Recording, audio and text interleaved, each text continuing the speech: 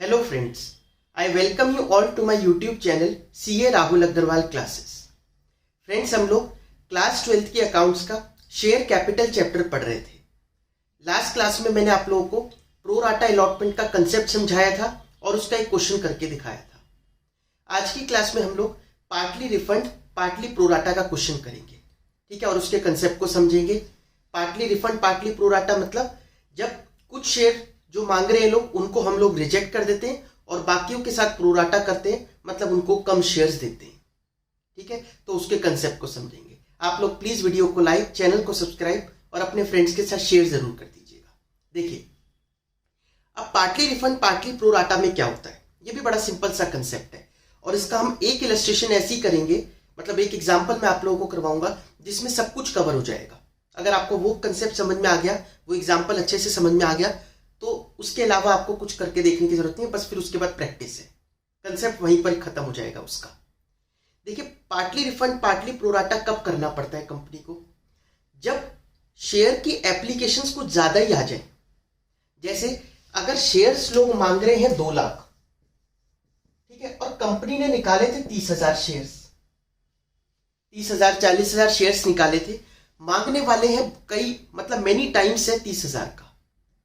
तो कंपनी कहे कि नहीं, अगर हम 2 लाख वालों को 30,000 शेयर्स देंगे तो एक एक शेयर होल्डर को तो बहुत कम मिलेगा। कहने का मतलब जो 20 मांग रहा है उसको सिर्फ 3 शेयर दिए, ना के बराबर ही हो गए उसको। तो 200 शेयर वाले को हमने 30 शेयर दिए।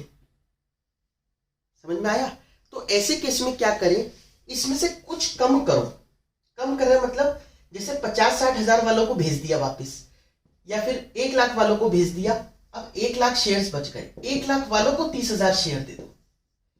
कुछ को तो रिजेक्ट ही कर दो, ठीक है, या फिर ऐसे लोगों को रिजेक्ट कर दो जो वो हमारी रेशियो बनानी है उसमें फ्रैक्शंस में आ रहे हैं। मतलब जैसे अगर हमें कोई रेशियो निकालनी है और रेशियो निकालने के बाद भी वो एक आध शेयर होल्डर कुछ ऐसे बच जाते हैं जो वो रेशियो में नहीं फिट बैठ पाते, कोई डेसिमल में थोड़ी ना देंगे शेयर्स किसी को, तो उनको रिजेक्ट कर दो।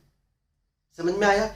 वरना जनरली तो रिजेक्शन या रिफंड जो हम शेयर एप्लीकेशन मनी का कर रहे हैं वो इसीलिए किया जाएगा क्योंकि जब शेयर्स कुछ ज्यादा ही लोग मांग रहे हैं, ठीक है, और कंपनी इतने शेयर्स दे नहीं सकती, तो इतना बड़ा प्रोराटा ना करके हम लोग थोड़ा से शेयर्स को रिजेक्ट करेंगे। जो शेयर्स लोग मांग रहे हैं उसको रिजेक्ट करेंगे और फिर बाकियों के साथ करेंगे प्रोराटा सिस्टम। आई बात समझ में? तो उसमें दोनों चीज लग रही है, कुछ को रिफंड हो रहा है और कुछ के साथ प्रोराटा हो रहा है। आइए एक क्वेश्चन करके देखते हैं, उससे आपको सारी चीजें ये क्लियर हो जाएगी। एग्जाम्पल 11th देखो आप लोग। Gujarat limited issued 60,000 shares of ₹10 payable as ₹3 on application, 2 on allotment and balance on final call. क्या कहता है ये? एप्लीकेशन पे कितने रुपए? एप्लीकेशन पर 3 रुपए, 2 on allotment and balance on first and final call. तो फर्स्ट एंड फाइनल कॉल कितने की हो गई? 5 की हो गई, क्योंकि 10 का तो शेयर ही है, ठीक है। Applications were receive for 90,000 shares. Applications कितने शेयर्स के लिए आई हैं? 90,000 लोग शेयर्स कितने मांग रहे हैं? 90,000। कंपनी ने इशू कितने किए थे? 60,000, ठीक है, 90,000 लोग मांग रहे हैं।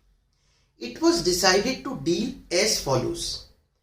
डिसाइड किया गया कि हम इन 90,000 वालों के साथ ऐसे डील करेंगे। To refuse allotment to applicants for 20,000 shares. To refuse allotment to applicants for 20,000 shares. जो 20,000 शेयर्स लोग मांग रहे हैं उनको रिफ्यूज कर दो अलॉटमेंट, उनको कुछ भी मत दो। 90 में से जो 20,000 वाले हैं वो थोड़ा लेट आए या क्या रीजन रहा, जो भी कंपनी ने सोचा हो, उनको तो कुछ भी शेयर्स नहीं देंगे, ठीक है। To give full allotment to applicants for 35,000 shares. जो इनमें से 35,000 शेयर्स वाला ग्रुप है उनको कंपनी पूरे 35,000 शेयर्स पकड़ाएगी, ठीक है। कोई भी रीजन हो सकता है इसका, वो फर्स्ट सबसे पहले वही लोग आए थे या कंपनी के कुछ जानने वाले हैं या इंपॉर्टेंट लोग हैं, इनको देना जरूरी है। तो 35,000 जो लोग मांग रहे हैं उनको पूरे 35,000 दे दो।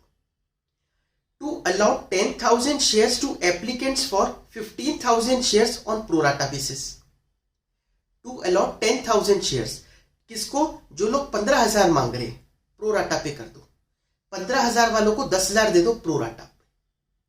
लास्ट पॉइंट क्या है, एप्लीकेंट्स फॉर रिमेनिंग शेयर्स, जो बचे हुए शेयर्स मांग रहे हैं, वर allotted balance shares on pro rata basis, उनको बचे हुए शेयर्स दे दो प्रोराटा पे।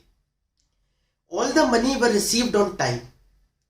अच्छा, जो बचे हुए शेयर्स हैं उनको, जो रिमेनिंग एप्लीकेंट्स हैं उनको दे दो। ये निकलेगा कैसे, देखिए आप बात को समझना। अगर हम इसकी एक टेबल बना लें, अप्लाइड इज टू अलॉटेड एक जगह लिख लें, तो बड़ा सिंपल है, माइनस ही तो करना है। ठीक है, सबसे पहले अप्लाइड अलॉटेड और यहां लिख देते हैं बेसिस। पहला क्या बोला कंपनी ने, फर्स्ट कैटेगरी कौन सी बताई, 20,000 वालों को कोई भी शेयर्स नहीं देंगे हम। इसका मतलब इनको रिजेक्ट बोल दो या रिफंड कर देंगे पैसे, एक ही बात है ना। रिजेक्ट करोगे तो पैसे रिफंड भी करोगे। दूसरे वालों के साथ क्या किया, 35,000 शेयर्स मांगने वालों को पूरे 35,000 शेयर्स दे दो, इनको तो फुल अलॉटमेंट हो रही है। फिर बोला 15,000 शेयर्स मांगने वालों को 10,000 शेयर्स दे दो प्रो राटा बेसिस पर। अब बोला जो रिमेनिंग एप्लीकेंट्स है उनको रिमेनिंग शेयर पकड़ा दो प्रो राटा बेसिस पर। तो अप्लाइड लोग मांग कितना रहे हैं टोटल, 90,000। कंपनी दे कितना सकती है, 60,000। 90 में से ऑलरेडी कितने डील कर चुकी कंपनी, 70,000। 70 के साथ तो ऑलरेडी डील कर चुकी, बचे 20,000। 60 में से कंपनी कितने बांट चुकी शेयर्स, 45,000। तो 15,000 शेयर्स और बांटने, 20,000 वालों को 15,000 शेयर्स देने। ये सिंपल सी बात है। तो अप्लाइड इज टू अलॉटेड। आई बात समझ में, आगे बढ़ते हैं।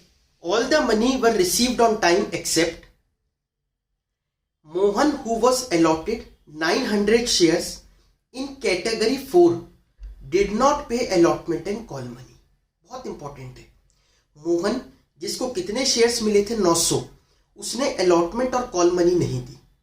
लेकिन वो कौन सी कैटेगरी का था, 4th। वो इस वाली कैटेगरी का था मोहन, जिसमें 20,000 शेयर्स वालों को 15,000 मिले। तो बताइए मोहन ने क्या 900 ही मांगे होंगे या ज्यादा मांगे होंगे? ऑब्वियसली ज्यादा मांगे होंगे, क्योंकि वो चौथी कैटेगरी का है। 20 वालों को 15 मिल रहे हैं यहां, तो मोहन भी उन्हीं में से एक बंदा है। उसने मांगे ज्यादा थे, कम मिले।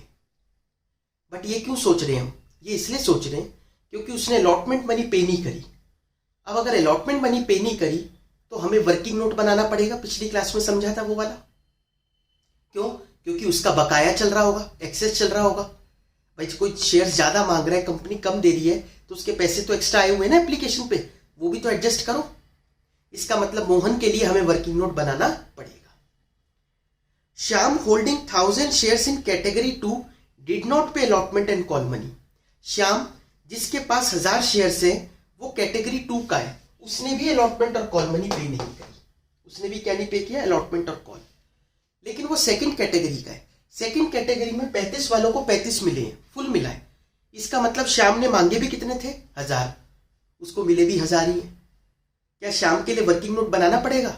नहीं, क्योंकि श्याम का कोई बकाया ही नहीं चल रहा कंपनी के पास, है ना, कोई एक्सेस नहीं चल रहा। तो इसका सीधा मल्टीप्लाई करके कॉल सिनेरियो लिख सकते हैं हम। तीसरा, Ram who applied for 150 shares did not pay allotment, did not pay call money. Ram who applied for 150 shares, उसने कॉल मनी पे नहीं करी। He belongs to category 3। वो कौन सी कैटेगरी से बिलोंग करता है राम? 3rd से, जिसमें प्रोराटा हुआ है। इसका मतलब इसने भी जितने मांगे होंगे उतने नहीं मिले, इसका भी बकाया चला होगा। तो क्या वर्किंग नोट बनाना है? नहीं बनाना। क्यों नहीं बनाना? वर्किंग नोट से मेरा मतलब होता है वो एक्सेस वाला, जो वो पढ़ा था ना पूरा, money received on application minus excess adjusted हो गया, वो सब जो। क्या इसका बनेगा? इसका इसलिए नहीं बनेगा क्योंकि ये तो सिर्फ कॉल मनी नहीं दे रहा। इसका जो भी एक्सेस रहा होगा वो कहाँ एडजस्ट हो जाएगा? अलॉटमेंट में। इसका तो एक्सेस अलॉटमेंट में ही एडजस्ट हो जाएगा ना, तो फिर कहाँ बकाया बचेगा इसका भी। समझ में आई बात? तो इस बात से एक चीज कंक्लूजन निकली कि प्रोराटा का कंसेप्ट हो, मतलब प्रोराटा लग रहा हो और वो जस्ट अगली पेमेंट, मतलब अलॉटमेंट मनी कह सकते हैं, वो ना दे रहा हो, तब तो वर्किंग नोट बनेगा, अदरवाइज नहीं बनेगा। आई बात समझ में? तो आइए पहले मोहन के लिए वर्किंग नोट ही बना देते हैं हाथ की हाथ। मोहन का अप्लाइड टू अलॉटेड कितना है? मोहन कौन सी कैटेगरी का था? 4th, जिसमें 20,000 वालों को कितने मिले? 15,000। और इसको क्या बोल सकते हैं हम? 4:3, है ना, 4:3 बोल सकते हैं। Mohan who was allotted 900 shares, ये पढ़ा करो। कब पता है, कई बार वो अप्लाइड आपको बता देता है, अलॉटेड निकालना होता है, कभी वो अलॉटेड बता देता है, अप्लाइड निकालना होता है। ठीक है, ये लैंग्वेज समझा करो। अब इसने क्या बताया? अलॉटेड 900 शेयर्स, इसका मतलब उस पे 900 हैं, तो क्या निकालना है? उसने मांगे कितने थे, तो अप्लाई कितने किए थे मोहन ने? अप्लाई जो निकालना है वो ऊपर रखो, 4/3 इंटू 900, इसका मतलब 1200 शेयर्स के लिए उसने अप्लाई किया था। Money received on application 1200 into 3 रुपए लेके आया होगा वो बेचारा, 3600 रुपए, माइनस ड्यू ऑन एप्लीकेशन, लेकिन कायदे से उसके बने कितने?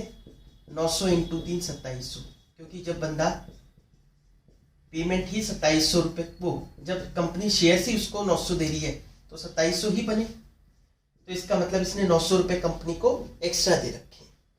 ठीक है, दिख रहा है ना? अलॉटमेंट मनी कितने की है? अब तो 900 शेयर दिए तो वो 900 के हिसाब से ही देता, 900 इंटू 2 1800 रुपए, लेकिन 1800 उसको देने ही नहीं थे, पुराना जो एक्सेस है उसको एडजस्ट करेंगे 900 रुपए, इसका मतलब ठीक है ड्यू ऑन अलॉटमेंट कितना है? 900 रुपीज है।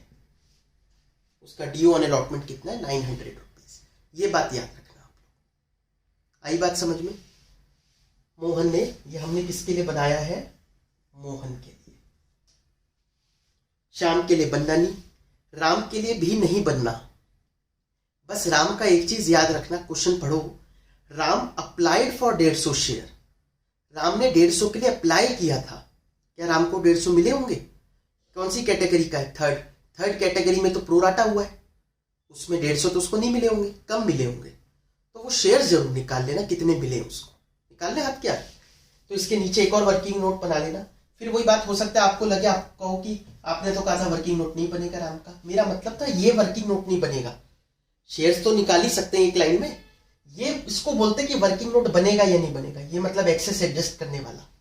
ठीक है, तो राम का अप्लाइड टू अलॉटेड कितना है?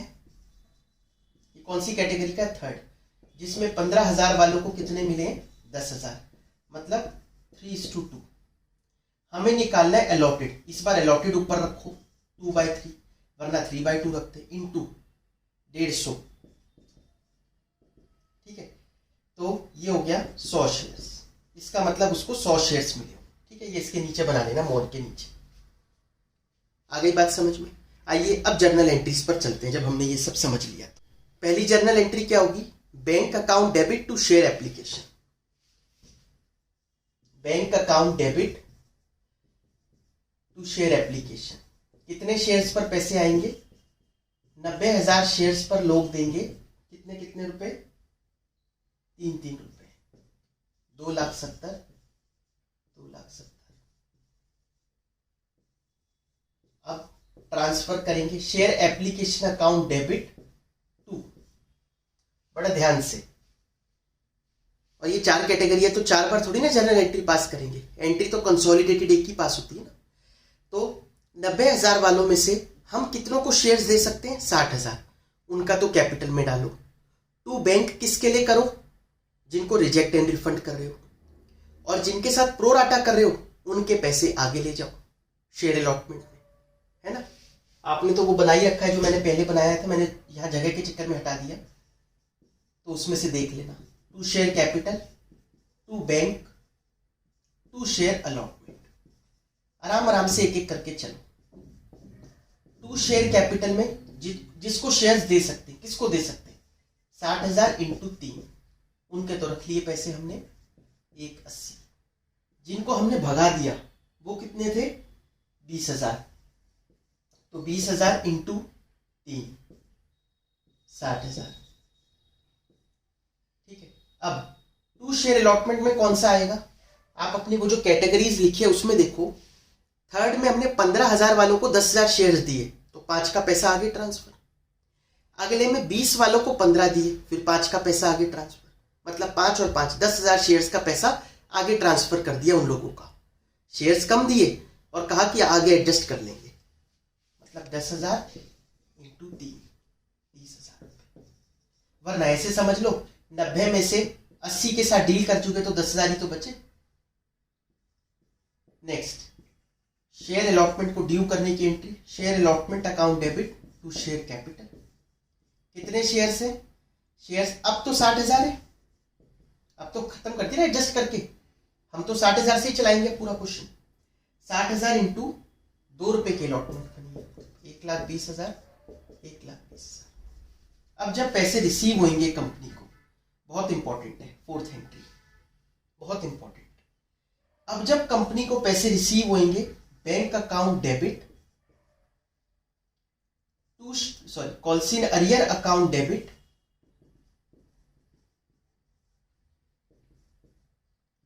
To share allotment account. ठीक है, बड़ी इंपॉर्टेंट है ये। देखिए शेयर अलॉटमेंट में कितना लिखे, आराम आराम से एक एक करके चलते हैं। शेयर अलॉटमेंट आपने डेबिट कितना किया? 1,20। उसमें से ऑलरेडी हमें मिल चुके हैं 30,000 रुपए, वो ट्रांसफर कर दिए हमने, तो बचे कितने? 90,000 रुपए to share allotment. Calls in arrear, कौन कौन बंदा नहीं दे रहा देखना शुरू करो। पहले मोहन का हमने बनाया वर्किंग नोट, वहीं से अमाउंट उठा लो। डी ऑन अलॉटमेंट वाला कितना आया था? 900 रुपए। प्लस श्याम भी नहीं दे रहा allotment and call money. 1,000 shares हैं श्याम पर, बट वो तो कैटेगरी 2 का है जिसमें सबको उतने ही शेयर्स मिले, तो 1,000 इंटू 2 रुपए, मतलब 2,000 रुपए श्याम नहीं दे रहा। प्लस तीसरा बंदा कौन था? राम, लेकिन राम तो सिर्फ कॉल मनी नहीं दे रहा, तो राम की दिक्कत नहीं, 2,900 आ जाएगा। आई बात समझ में एक एक करके? ये क्यों माइनस किया? ये तो सबने ही पहले एक्सेस दे दिए थे, वो एडजस्ट कर लिया। अब उसके बावजूद भी कौन नहीं दे रहा? वो ये दोनों जने। तो ये हो गया 87,100। आई बात समझ में? Next entry, share first and final call account debit to share capital.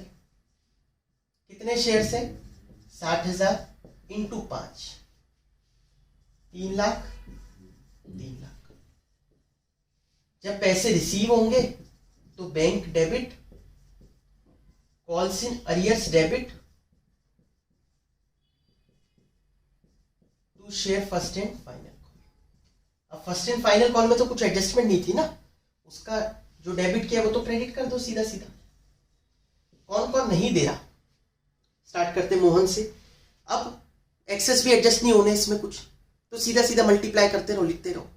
जैसे मोहन, इस पे कितने शेयर है? 900, तो 900 शेयर पे वो 5-5 रुपए नहीं पे कर रहा, तो 900 इंटू 5, 4500 रुपए मोहन नहीं दे रहा। प्लस श्याम 1,000 शेयर से 5 रुपए नहीं दे रहा, तो 5,000। प्लस राम, लेकिन राम ने 150 मांगे हैं, 150 मिले नहीं है, मिले तो 100 है, तो 100 इंटू 5, 500 रुपए वो नहीं दे रहा। ठीक है, तो ये हो गए 10,000 रुपए नहीं आ रहे कुल मिला के। 3 लाख में से 10,000 रुपए नहीं आ रहे, बाकी आ रहे हैं, तो 2,90,000 रुपए कंपनी रिसीव कर रही है। आई बात समझ में आप लोगों को ये? ठीक है, तो ये इस तरीके का हमने क्वेश्चन करके देख लिया। बड़ा इंपॉर्टेंट क्वेश्चन था, बहुत कुछ इसके अंदर छुपा हुआ था।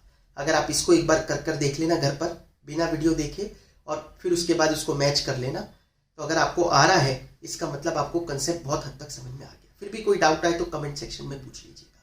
प्लीज़ वीडियो को लाइक, चैनल को सब्सक्राइब और अपने फ्रेंड्स के साथ शेयर जरूर कर दीजिएगा। Thank you so much.